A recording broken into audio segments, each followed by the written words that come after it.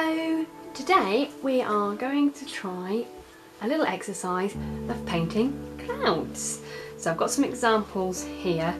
This is very much one that is surprising how different they look when they are dry.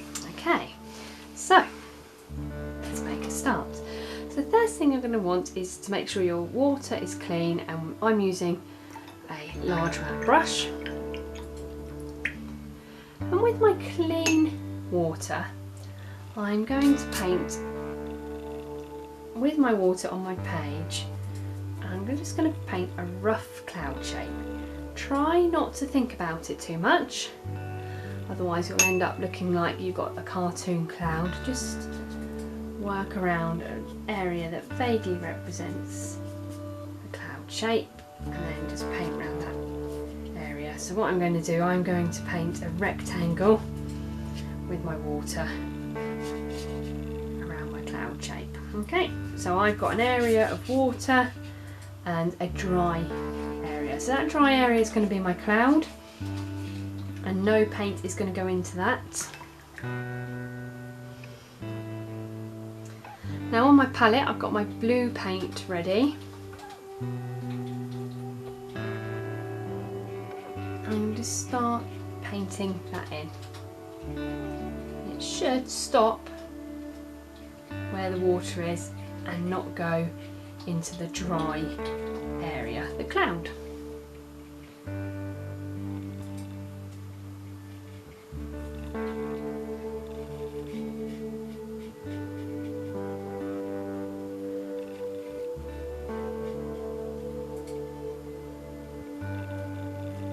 Now I've mixed the two blues on my palette, the cobalt blue and Prussian blue, together for my sky colour. The colour of the sky is really hard to match for two reasons. Is that blue is a primary colour, and as well the colour of the sky is light.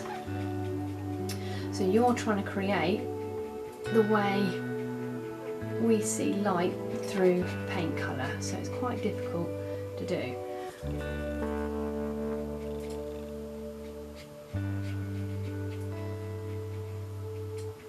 So the sky is blue because of the way that the colour moves through particles in the atmosphere.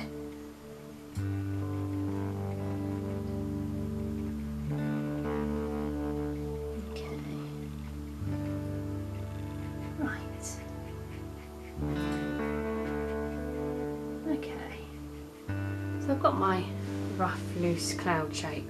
I'm going to leave that like that.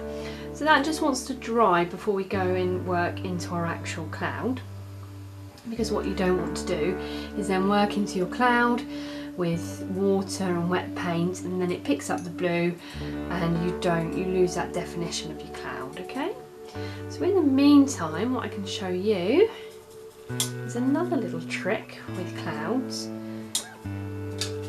because obviously there's so many different cloud formations and types.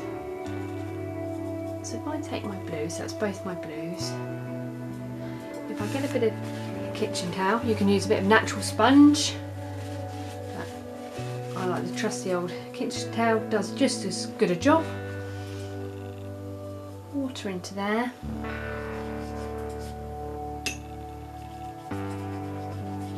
Paint a little square on your paper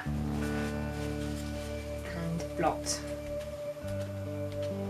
And can you see? I'll do that again. So blotting is a really quick way, if you're painting, of creating some clouds.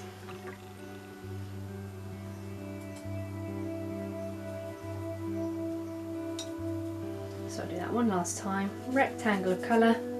Obviously the darker your blue when you blot, the more your clouds will stand out, but you've got to act quite quickly. So as soon as that water is wet and that's on your page, you blot it. Look, that gives a really lovely, quick, simple effect, doesn't it? I love that for clouds. So up here,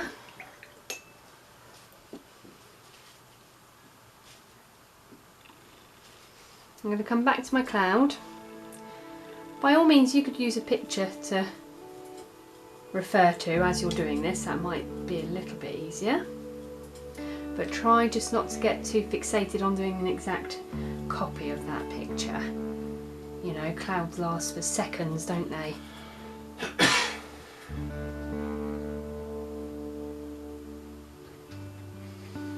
So I'm just going to go in with some very light grey.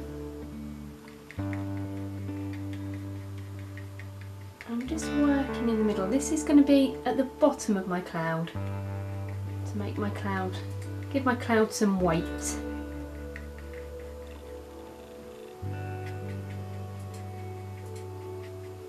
A little bit of water just to coax out that grey towards the ends.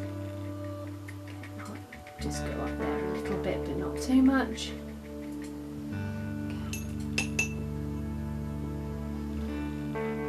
Then I'm going to add a little bit of yellow in the form of ochre. I'm just going to mix in with the grey a bit. Okay, to give that appearance of light coming through the moisture of the cloud. You know, you do get all sorts of colours in clouds because it's the sun coming through water vapour. So you will get yellows, you'll get pinks, purples. I'm just going to work that into there. Lovely.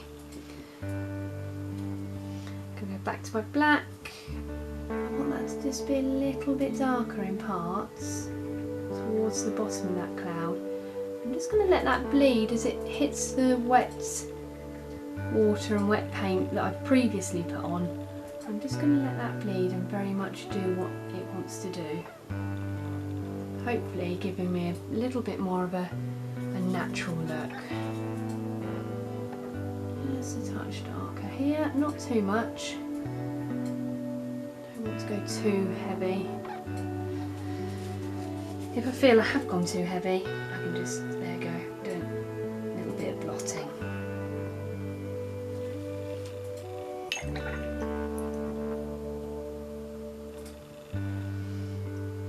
I'm going to add a little bit of crimson now. Just a little touch in this bottom part where the cloud is thicker and heavier.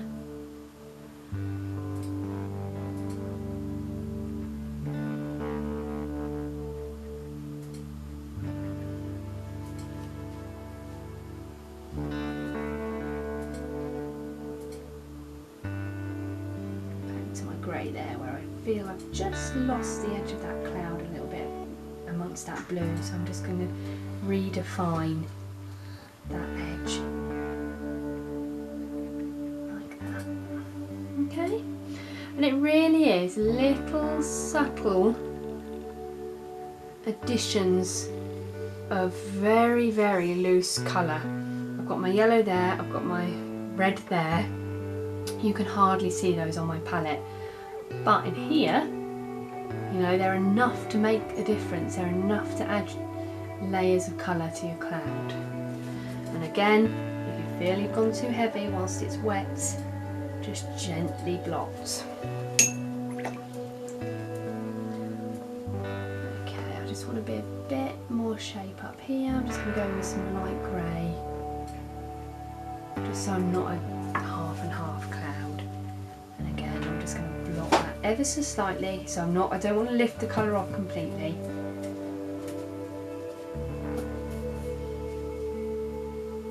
And then if you want any of these edges to be a little bit wispier, just add some water and blot and you can create little wispy edges. So really, blotting is fabulous for this. You know, clouds were designed for blotting. And then you leave that to dry, and as I said, it really does change in appearance. When it's dry, all those pinks and purples show up even more. So I could even go in a little bit heavier with my reds in there and some blue to get those purples. Okay, so there we go. There you have it. hopefully a cloud in 10 minutes. So give that a go. Try the little blotting technique, because I assure you, you'll absolutely love that.